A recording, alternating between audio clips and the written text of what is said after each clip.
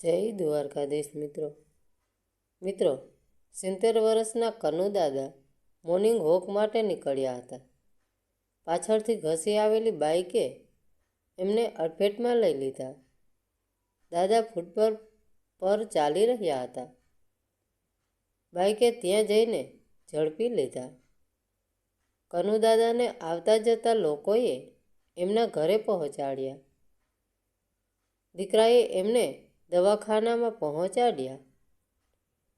હાડકાના ડૉક્ટરે એક્સરે પાડ્યા.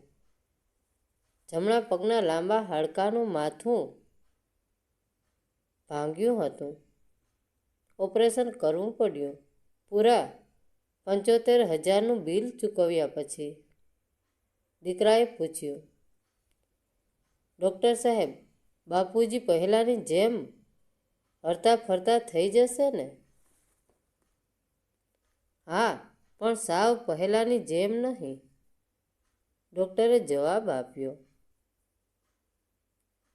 બાપુજીએ લાંબો સમય કસરત કરવી પડશે. કસરત અર્થાત ફિઝિયોથેરાપી. દીકરાની આર્થિક પરિસ્થિતિ બહુ સારી ન હતી. એમણે તપાસ આદરી. સસ્તા ભાવે જાત્રા થઈ શકે એવી સિદ્ધપુર ક્યાં આવ્યું. 52 વર્ષના બકુલાબહેનને બેલેન્સ પાલિસ એટલે કે મોઢાના લકવાનો હુમલો આવ્યો. જિંદગી તો સલામત રહી, પણ મોઢું વંકાઈ ગયું. ચહેરાનો અડધો ભાગ પેરેલાઇઝડ થઈ ગયો. એક બાજુની મોફાળ ખુલ્લી રહે. ખાવાનો કોળિયો કે પીવા માટે પાણી મોઢામાં મૂકે એ સાથે જ લકવાગ્રસ્ત ખૂણેથી બહાર નીકળી જાય. ફિઝિશિયનને કહ્યું, હતાશ થઈ જવાથી પ્રોબ્લેમનો અંત નહીં આવે. કોઈ બીજા માણસે ચમચી વડે ધ્યાનપૂર્વક અન્નનો કોળિયો પેશન્ટના મોંમાં મૂકવો પડશે. પ્રવાહી દદડી ને બહાર નીકળી જાય.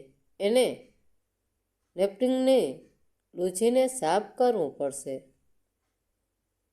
ધીમે ધીમે ચહેરાના સ્નાયુની કસરત કરાવવી પડશે. દીકરો બહુ બંને જોબ કરે. પોત્રો પોતરી શાળામાં જાય. બકુલાબહેનની ચાકરી કરે કોણ? સેવાનું સરનામું ક્યાં શોધવું? જરૂર પડે તો પેશન્ટના મોંમાં નળી મૂકીને ભોજન રેડવાનું. કુશળતાભર્યું કાર્ય જીવવા ખર્ચમાં કોણ કરી આપે? 90 વર્ષના કમળાબા બાથરૂમમાં લપસી પડ્યા. હેડ ઇન્જરી થઈ બેભાન હાલતમાં નિર્ય સર્જરીના ICIUમાં લઈ જવા પડ્યા. 9મા દિવસે સાજા થઈને ઘરે આવ્યા.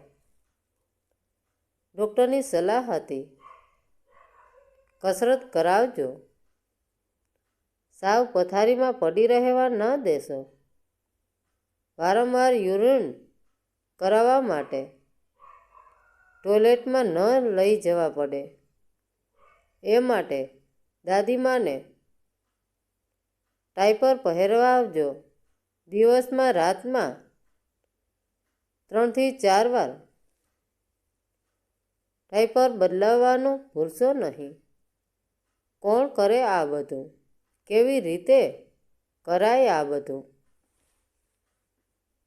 જો ઘરે ફૂલ ટાઈમ બાઈને રાખે તો મહિને 30,000નો પગાર માગે. ક્યાંય એવી સંસ્થા ખરી જ્યાં બાને મહિનો 2 મહિનો સાચવી પણ શકાય અને બહુ ખર્ચ પણ ન થાય? એક ઉદાહરણ તો વળી સાવ અજીબો ગરીબ મનીષભાઈ અને અંતરાબહેન પતિ પત્ની 3 મહિના માટે ઓસ્ટ્રેલિયા જવાના હતા. દીકરાની વહુની ડિલિવરી સાચવવા માટે. ઘરમાં 75 વર્ષના બા એકલા, ખાસ બીમાર નહીં પણ વૃદ્ધ અવસ્થાને કારણે. કોના ભરોસે મૂકીને જવું? પગારદાર માણસોનો કેટલો ભરોસો કરી શકાય?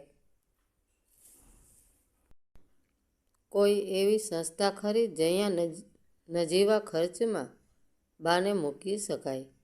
આજના વિભક્ત પરિવારોમાં ઘરડા કે બીમાર મા બાપને સાચવવાની કે સારવાર કરવાની ચિંતા વધી જાય છે.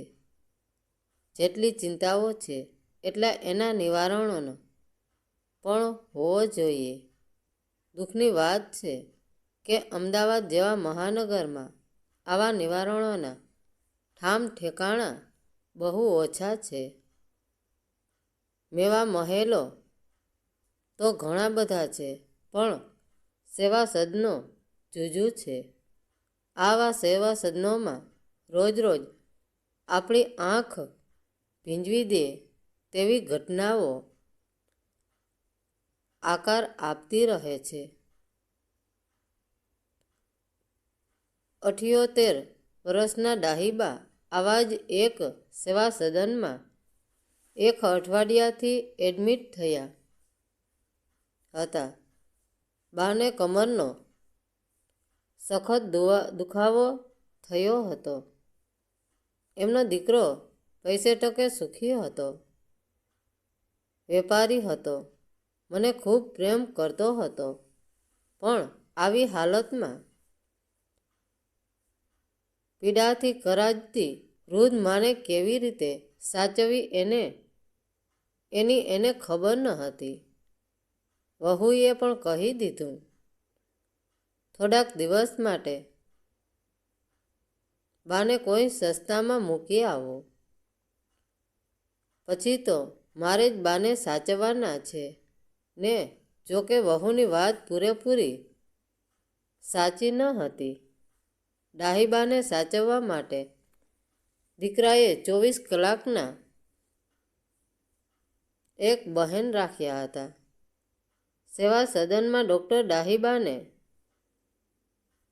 સારવાર આપતા હતા અને ફિઝિયોથેરાપિસ્ટ સખત કસરતો કરાવતા હતા. ડાહીબાની એક ખાસિયત હતી, એ આખો દિવસ જે મળે એને બોખા મોઢા શ્રીમદ સાથે જય શ્રી કૃષ્ણ કહીને આવકારે. એકની એક વ્યક્તિ દિવસમાં 10 વાર ભટક્યા તો 10 વાર ડાહીબા જય શ્રી કૃષ્ણ બોલે. એમની આ ખાસિયત સેવા સદનમાં પ્રખ્યાત થઈ ગઈ.